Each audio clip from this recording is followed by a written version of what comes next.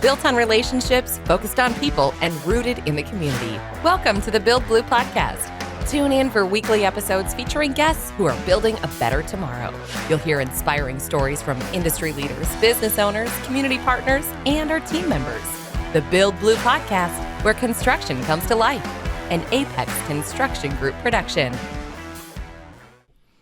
Welcome to the Build Blue podcast, an Apex production. My name is Jess Blaze with Apex Construction Group, and we are joined on today's episode by Patrick Baker with Western Governors University. Hello, how are you? Hey, Jess. I'm fantastic. Thank you for coming on the podcast. I'm excited to chat about your newish position, I guess you could call it, within the last couple of years. 2 years in August. 2 years. Okay, so it has been 2 years. Which I say I know just enough now to be dangerous. Yeah. Is that how long it takes? It's about how long it takes in my line of work, in your least. world. Okay. Yeah. We always start our podcast with an Apex icebreaker. And so I'm going to ask you the same question we ask everybody. If you could open and run any business, what would it be? Okay, so I have the answer to this. And I will give you like an open a business answer. But my general answer to this question is like, what would you be doing if you weren't doing this, right? And I always answer, I would be an air traffic controller.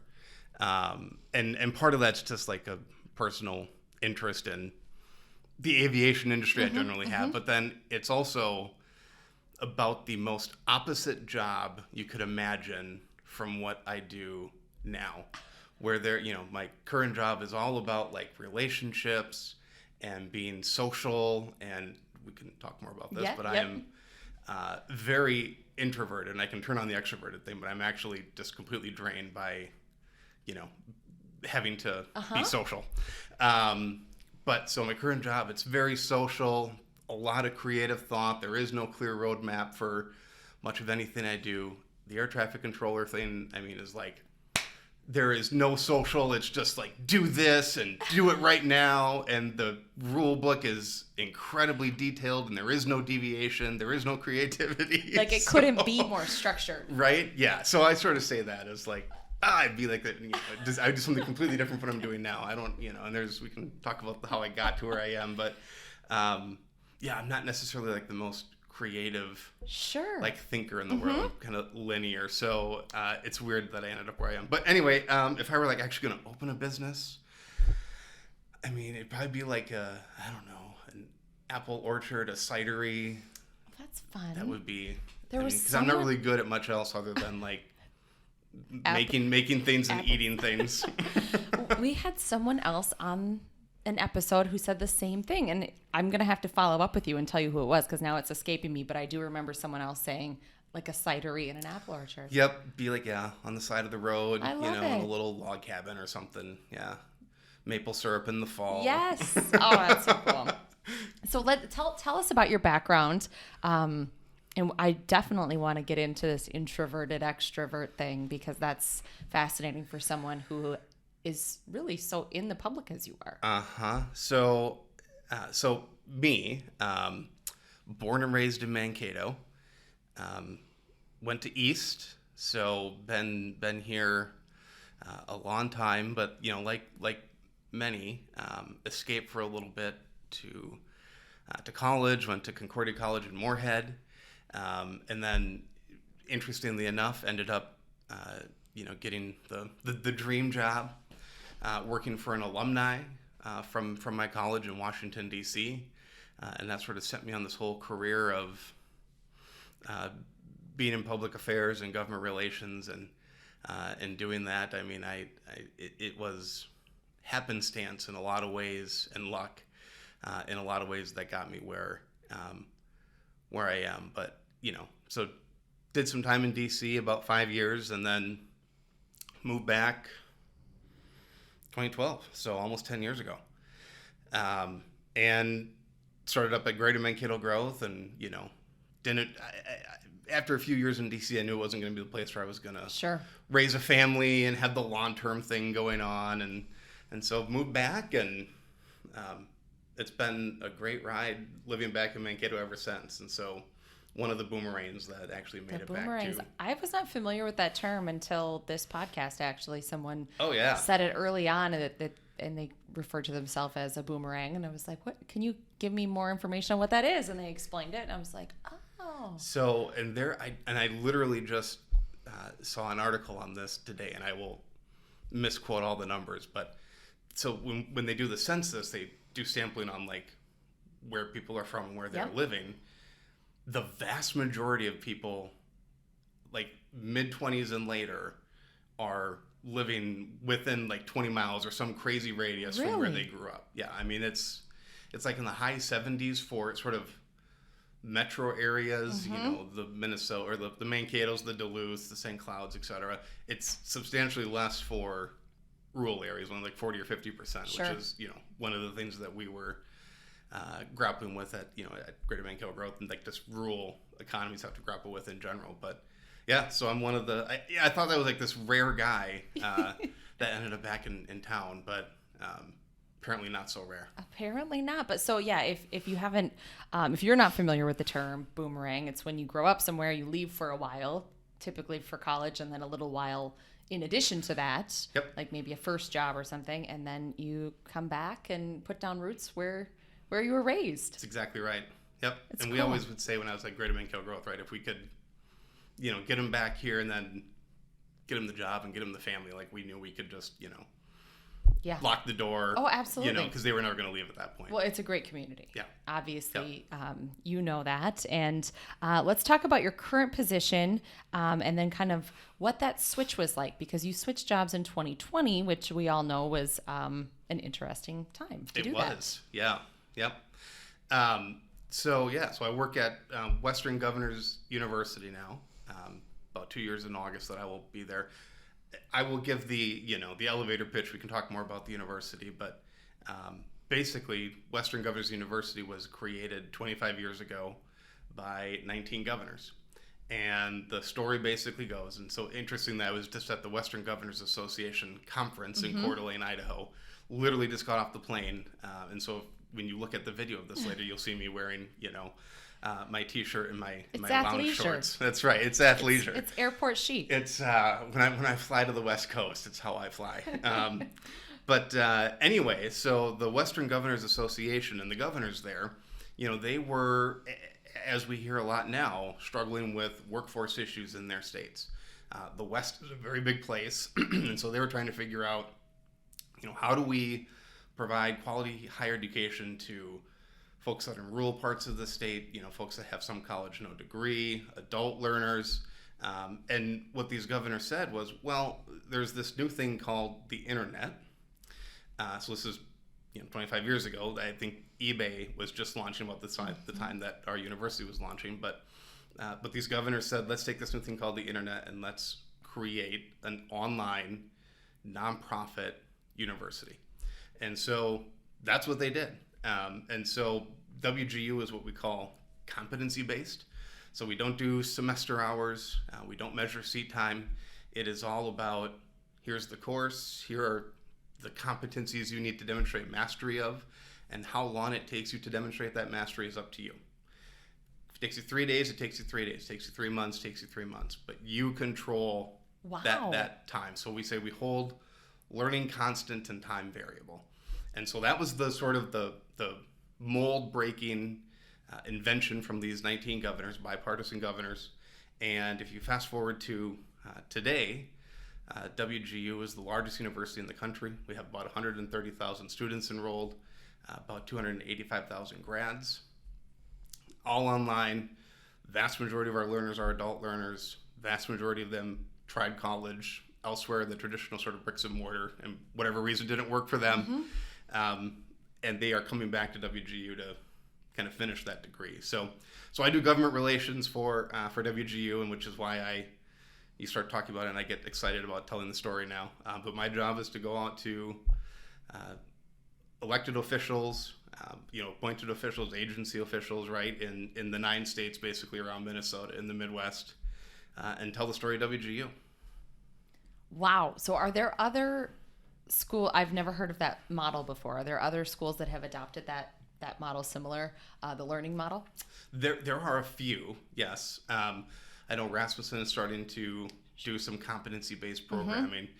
Capella is as well. So most are starting to dabble in the space because they see the tremendous benefit to it. As far as I know, there isn't another university in the country that is exclusively competency-based and have been doing it as long as we have. I mean, it's so WGU interesting. pioneered it. Yeah. What a cool concept. So when you're having these conversations with elected officials, are you promoting the university, promoting enrollment? What kind of work are you doing with these officials? Yep. So, well, the nice thing is, since we were founded by governors, what we say is that we were founded by states for states. And so our government relations team, what we really are trying to do is help states solve their workforce challenges, right? Every single state has tremendous challenges when it comes to workforce, when it comes to availability of talent. If you look at just about every state in the country, they've all set attainment goals. So in Minnesota's case, I think it's 70% of the population should have some form of post-secondary credential by 2025.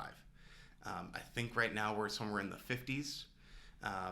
And what that equates to in people is that we need 100,000 more individuals in Minnesota to get a credential beyond what we're projected to do. Okay. Right? So the only way you're going to get there is by getting adult learners re-engaged in the higher education system. So in Minnesota, there are about 650,000 adults with some college, no degree, meaning that they started a higher education program for whatever reason, didn't finish.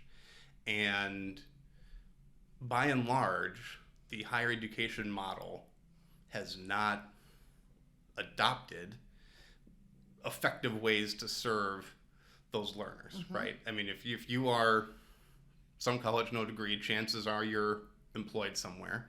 Chances are you have a family.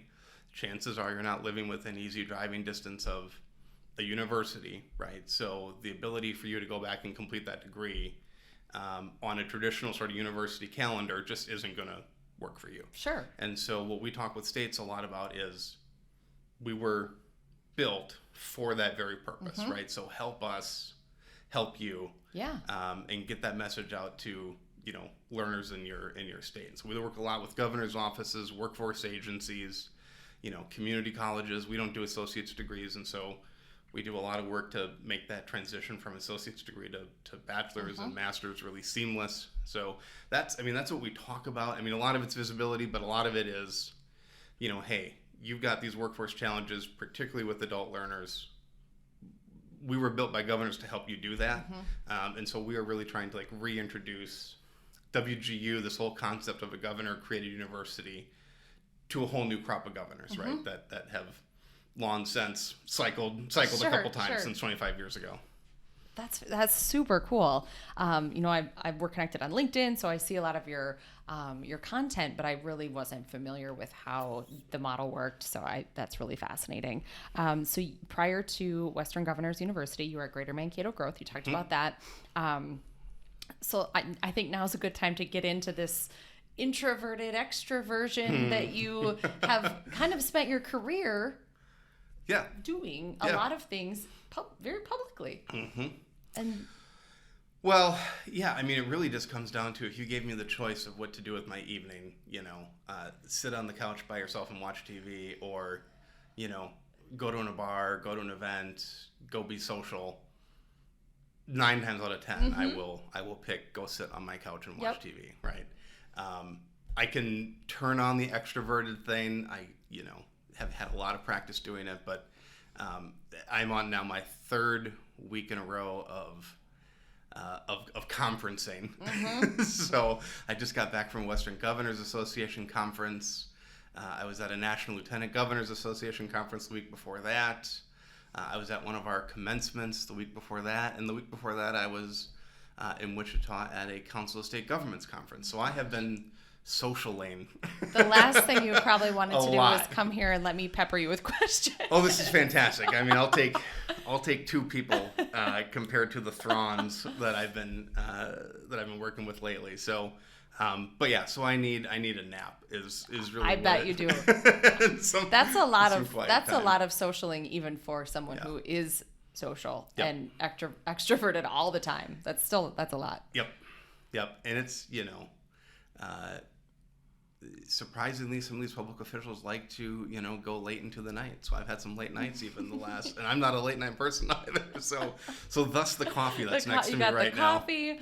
Well, we'll keep moving here so we can get you to no, this is good. A more relaxing environment. So let's talk about the school board. This is so exciting. You were pretty newly appointed to a vacant position on the Mankato School Board, and you've held a lot of other community leadership positions throughout your career. So first, let's talk about the school board, and then we can talk about some of those other leadership positions that you've held too.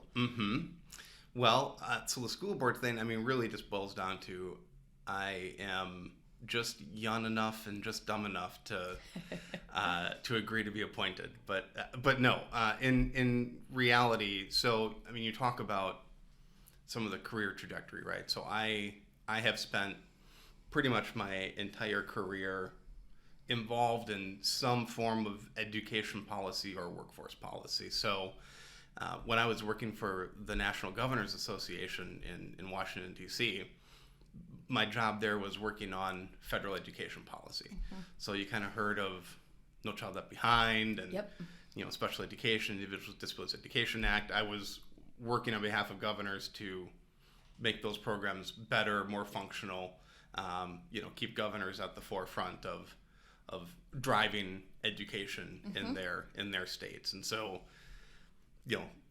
so I got really exposed to sort of the federal level of education policy there, right? And what that can mean for states, for locals, for the nation. Coming to Greater Mankato Growth, I served in a public affairs role there, and then, later served as vice president. The number one issue from our business community was workforce, right? And so we were always looking at different ways that we could try to attract more people to the community, try to retain the talent that we already have here. And we can talk more about that from the school board perspective and things that I'm passionate about as I think about that service and kind of what I want to be, focused on.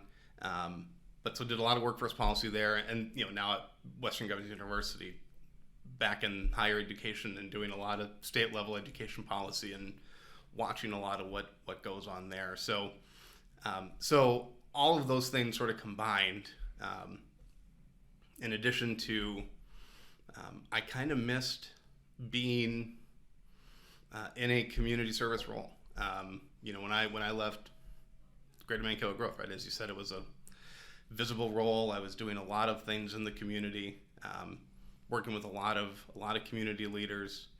And when I went to Western Governors University, that's a whole different non-community thing, right? Yeah.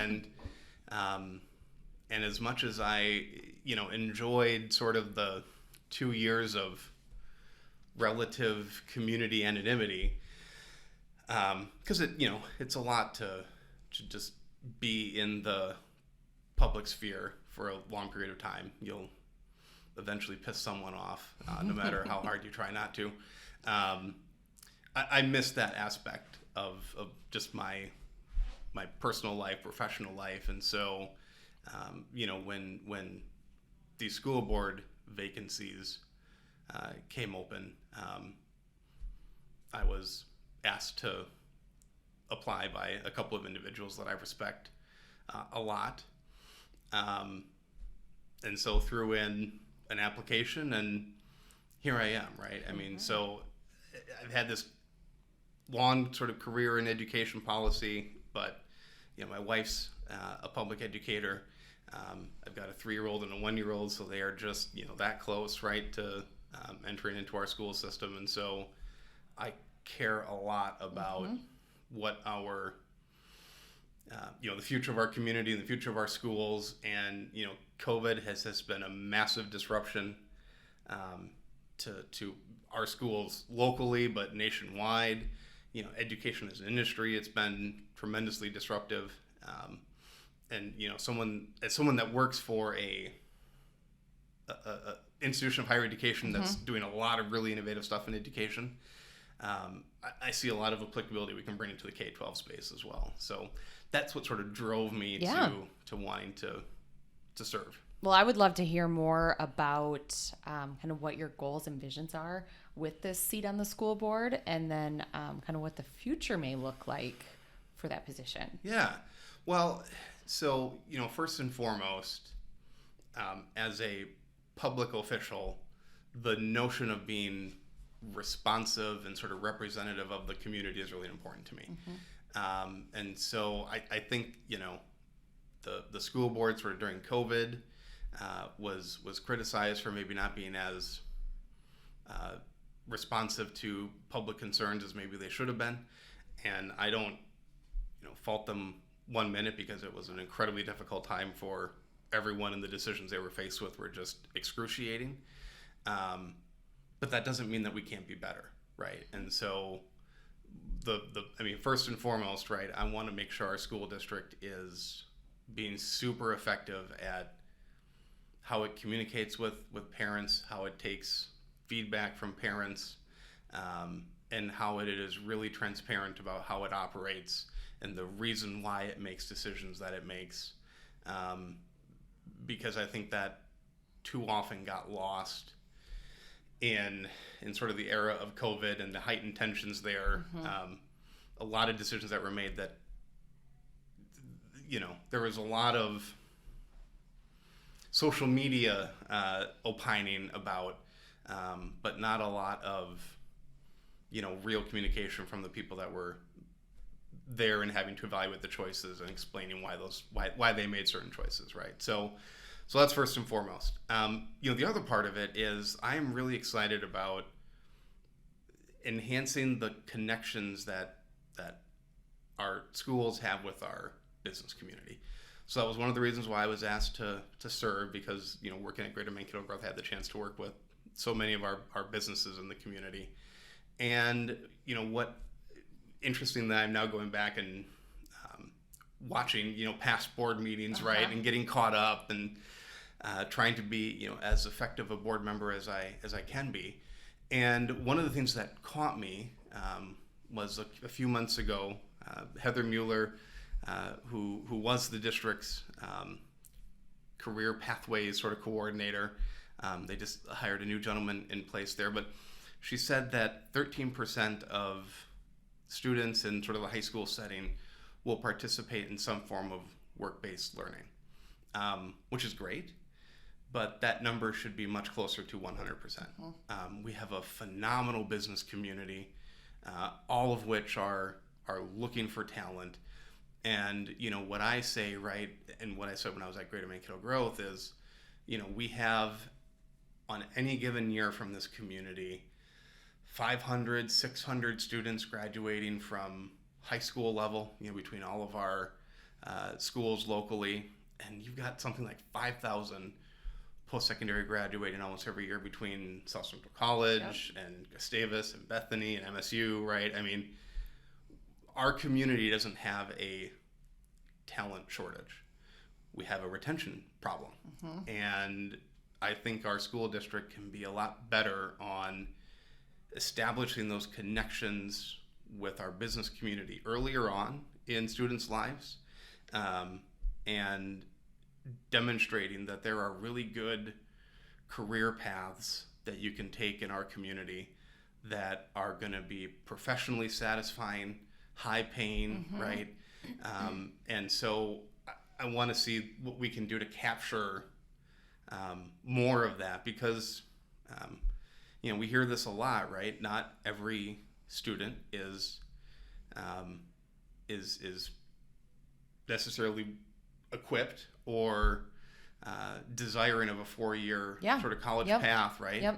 And even if they are, spending some time, if you're gonna go study accounting, spending some time working at Ide Bailey, as an apprenticeship, is going to help you out in your 4-year program. So those are things I'm focused on, right? Is restoring sort of that level of transparency and communication and openness with our community and being super intentional about that. And then, looking forward, right, there are some really great opportunities for the school district that we can be embracing. And I know, sort of with the changed dynamic of the school board, I know there's a lot of appetite to kind of go bold, right, and think about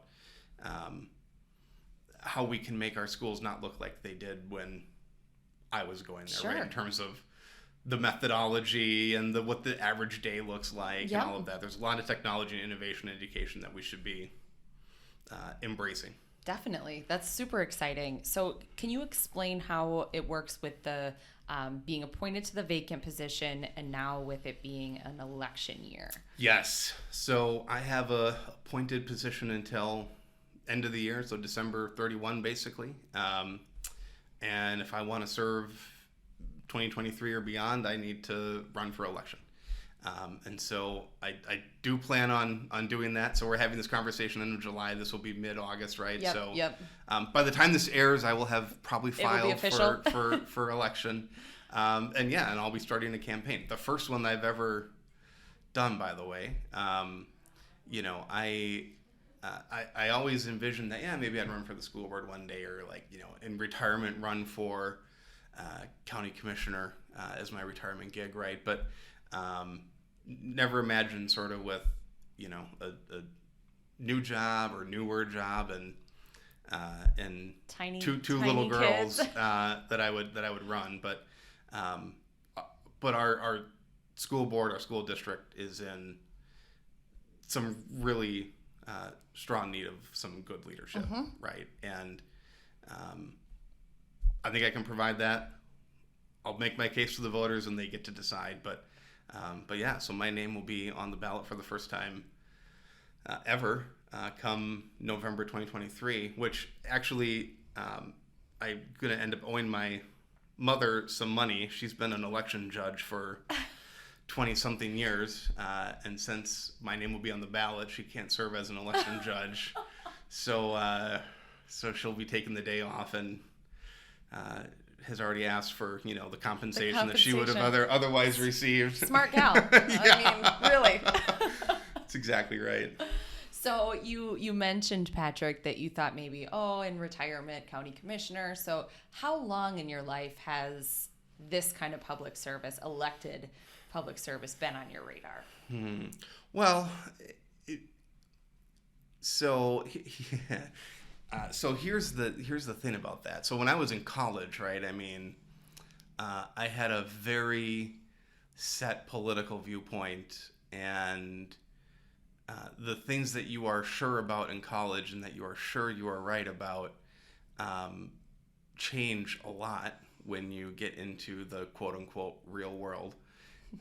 And especially when, you're someone that is practicing day in, day out in sort of the government space, public affairs space, you see the undesirable side, I guess, of sort of both ends of the political spectrum, right? And you come to learn that there is no clear-cut issue. Everything has shades of gray. Everything has perfectly legitimate arguments on either side of it. And so why I say that is there's no way that I could get nominated for either party in today's environment because I'm just not politically pure enough on either side, right? And so, so any notions that I may have had when I was in college and was certain about, my political beliefs,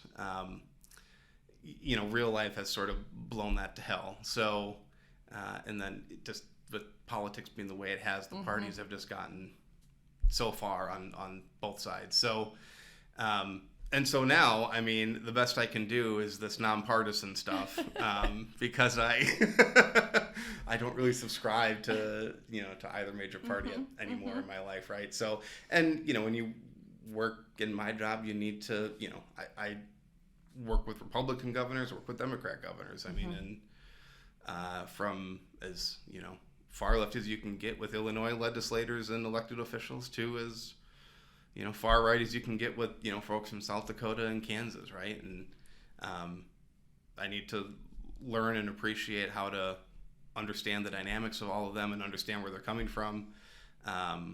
but also understand that, while they're in office, they're there to solve problems on behalf of their constituents, mm-hmm. right? And so I take that perspective very much into my role in the school board, right? As much as I may think certain things, first and foremost, my questions are always going to be, what are the real facts here? What are the implications? What does the public think? Right? What is their feedback? And you've got to be willing to make decisions that you may personally, may have thought, oh yeah, it's definitely A, but after a lot of evaluation and sure feedback from folks, it's going to be B, right? Right. So just in my personal career, that's something I've really had to learn how to do well, and something I think I'll carry into the school board role. That's excellent. Pretty effectively. Were your parents involved in local politics or government at all? No. So both of my parents were over-the-road truck drivers.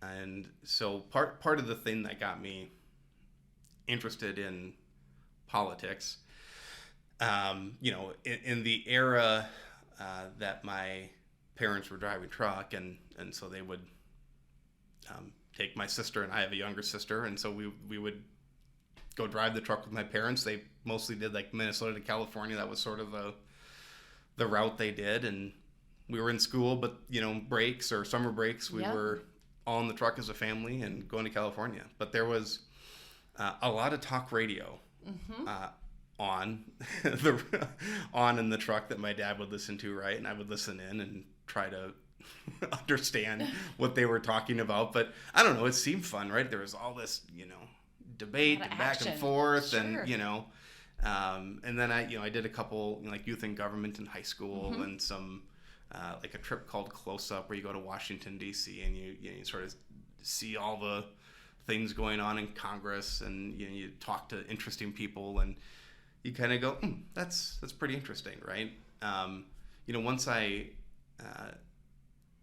got a little older, more mature, in being able to evaluate my life goals, the thought of being able to positively impact people's lives in such a significant way was really appealing to me, right? And beyond all the noise and trappings of, going to conferences in Idaho,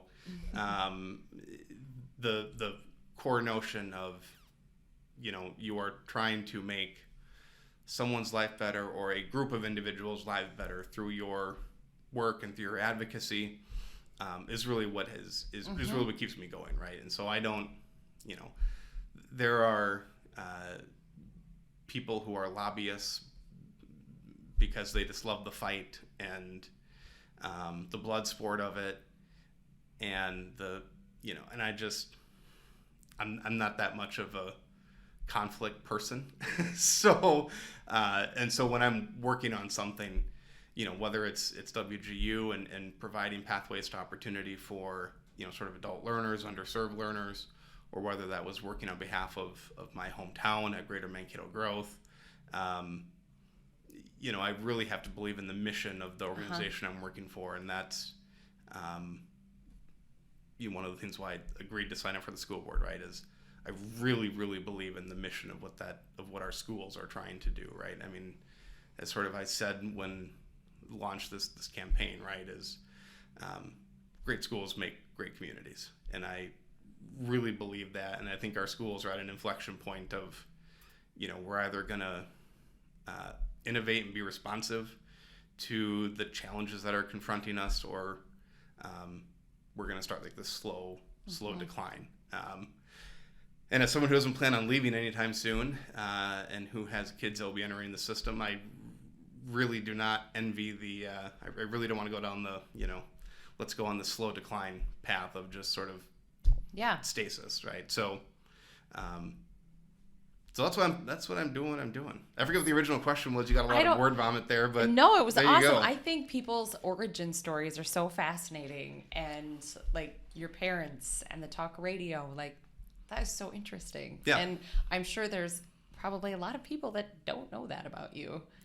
Not a lot. No. So I think like really getting into some of those details of like why people do what they do is super interesting. Yeah, I mean, my parents were blue collar as blue collar can be, and I think they're both still baffled at the career path that I went down. And I'm sure my parents and several aunts, uncles, cousins would say that I was destined for juvie at some point in my in my younger years, right? And here I am, getting to do things that I never thought I'd be able to do, and serving on a school board, and so mom's pretty proud. Yeah, that I can imagine.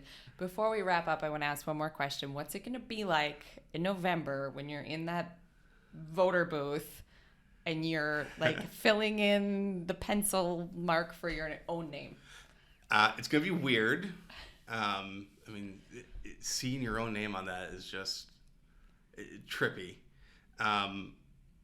It's going to be like super nerve-wracking because I'm going to, you will have never seen me fill in a bubble as carefully as I will fill that in, so it doesn't like smudge or no go question outside about the lines, right? So it doesn't get rejected. I mean, with my luck, I would like lose by a vote, and it would be my own ballot that got rejected because I didn't fill it in right or something. But no, I mean, it's gonna be pretty special, right? Yeah. It's and I'm not, like I said, I'm not doing it for the money or the glory or the fame. I'm doing it because I think I can help our school district go the right direction. And it's going to be what it's going to be. So luckily I get to go into the ballot box, hopefully with less nerves than some who are going in there that have a little higher stake in the political process. It's all important though. It really is. Any future goals? I mean, that's kind of what we've been focused on beyond the school board and the upcoming election. Any other future goals, big dreams, aspirations that you'd be willing to share with us? Man, I'm just at this point going to try to, raise my girls to be decent humans, and try and do this, job thing to the best of my ability. And if I'm fortunate to continue to serve on the school board, put the time and effort it takes to do that well, right? It's that is something that's dramatically variable in terms of you're on the school board, but it's really about what you put into it as a member, and I plan on being fully engaged. So so that's enough for one plate. Right now. That's a few things. Working for a university, the tuition discount is pretty fantastic. So when I was living in DC, I started a master's program and got about halfway through, and then moved back to Mankato and got otherwise occupied, and so never finished. And so somewhere in the future, I want to finish that master's degree at WGU. That will probably be about the time both girls are in school. if I had to estimate that right now. Sure. But that's on the personal horizon line. Well, that's excellent. Congratulations to you. Good luck. Thank you. You're going to do awesome. Thanks for the chance to do this. This was fun. Thank you. It was so great talking to you. Patrick Baker, Western Governors University and Mankato School Board, and Mankato School Board candidate now, we can officially say as well. And Dad, the most important one. And Dad and husband to go Cougars. You said Mankato East, right? Well, so we're a house divided. Oh yeah, because Claire works at West. Claire is the choir director at West. Oof. Yep, and and so we live in East Territory. And okay, us too. So the decision is going to have to be, are they going to be East side? Are they going to be West side? Uh-huh. I mean, because I don't imagine Claire leaving West anytime soon, and so there's a phenomenal convenience factor to enrolling them on the West side, but the personal pride. So I don't know, flip a coin in a couple years when that decision comes up. Yeah. Well, thanks again, and thanks for listening to the Build Blue podcast and Apex production.